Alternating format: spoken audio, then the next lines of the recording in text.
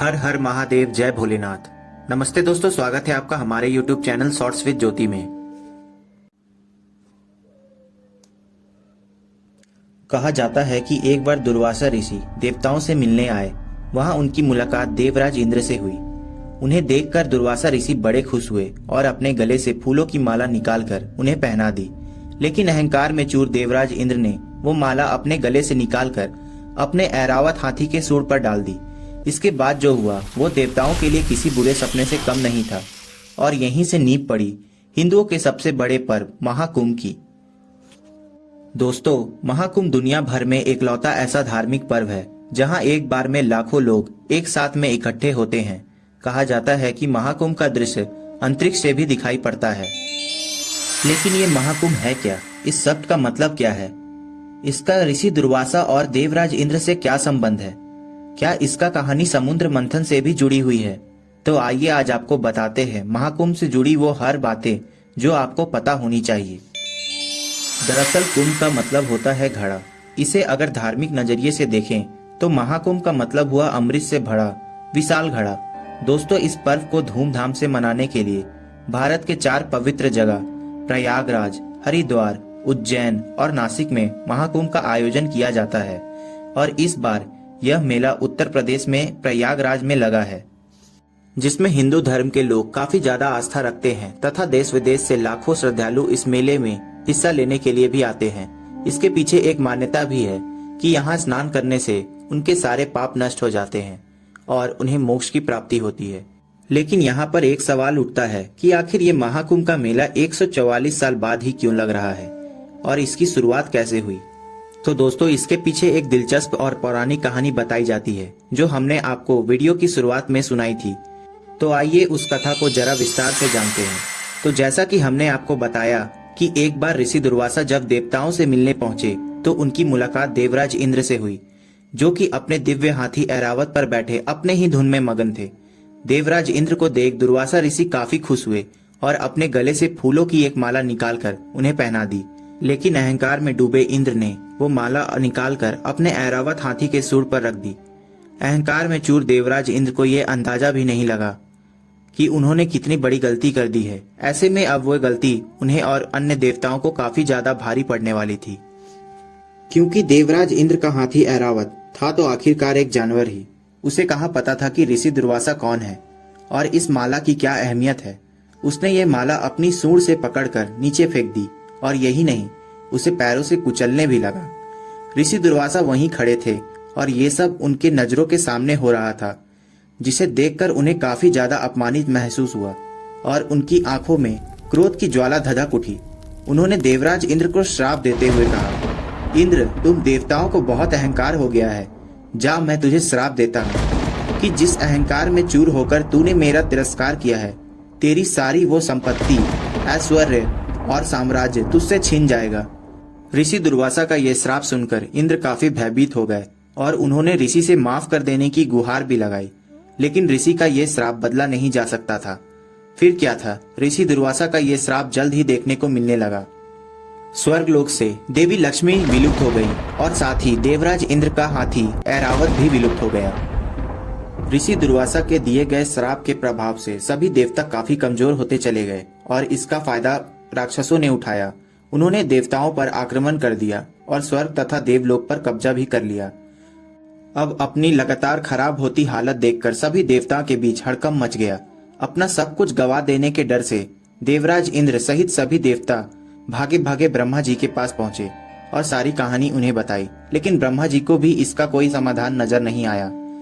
तब वो सभी देवताओं के साथ क्षीर सागर में आराम कर रहे भगवान विष्णु के पास पहुंचे, जहां उन्होंने विष्णु जी को ऋषि दुर्वासा का दिया श्राप तथा राक्षसों के आक्रमण की जानकारी दी। उनकी बातें सुनने के बाद विष्णु जी ने एक पल सोचा और फिर एक उपाय भी बताया। उन्होंने सभी देवताओं से कहा कि आप सब राक्षसों की मदद लें और क्षीर सागर का मंथन करें। इससे जो भी अमृत निकलेगा उसे ग्रहण करते ही आप सभी ताकतवर और अजर अमर हो जाएंगे। भगवान विष्णु से ये सुनने के बाद देवताओं ने राहत की सांस ली और उनका आभार जताया। इसके बाद वो राक्षसों से मिले और समुद्र मंथन के बारे में बताया। राक्षस भी अमृत के लालच में समुद्र मंथन के लिए तैयार हो गए।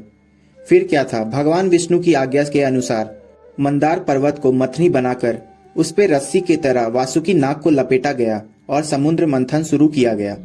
देवता और राक्षस वासुकी नाग को पकड़कर एक साथ समुद्र मंथन करने लगे, जिससे परिणाम स्वरूप कुछ समय बाद ही समुद्र मंथन से तरह तरह की चीजें निकलने लगी। सबसे पहले निकला हलाहल विष, जिसके प्रभाव से पूरी सृष्टि में हाहाकार मच गया। ऐसे में पूरी सृष्टि को इस संकट से उबारने के लिए स्वयं महादेव आगे आए और उन्होंने उस विष को अपने गले में धारण कर लिया। इस विष के प्रभाव से उनका कंठ नीला पड़ गया था, जिसके बाद से उनको नीलकंठ के नाम से भी जाना जाता है। अब हलाहल विष के निवारण के बाद मंथन दोबारा से शुरू किया गया, जिससे पहले सुरभि गाय बाहर आई, उसके बाद उच्च श्रभ घोड़ा, फिर कौस्तुभ मणि, उसके बाद लक्ष्मी जी और अंत में खुद आयुर्वेद के जनक माने जाने वाले भगवान धन्वंतरी अमृत का कुंभ यानी कलश लेकर बाहर आए। राक्षसों ने जब अमृत कुंभ को देखा तो उसे छीनकर वहां से भाग निकलना चाहा। इसे लेकर देवताओं और राक्षसों के बीच तकरीबन 12 दिनों तक युद्ध चला। इस युद्ध के बीच मौका पाते ही इंद्र के पुत्र जयंत ने वो कुंभ लेकर भागना शुरू कर दिया। कहा जाता है कि उनके भागने के दौरान अमृत के कुछ बूंदे धरती के 4 जगहों पर नदी के किनारे गिरी। वो 4 जगह जिनमें प्रयागराज, हरिद्वार, उज्जैन और नासिक है।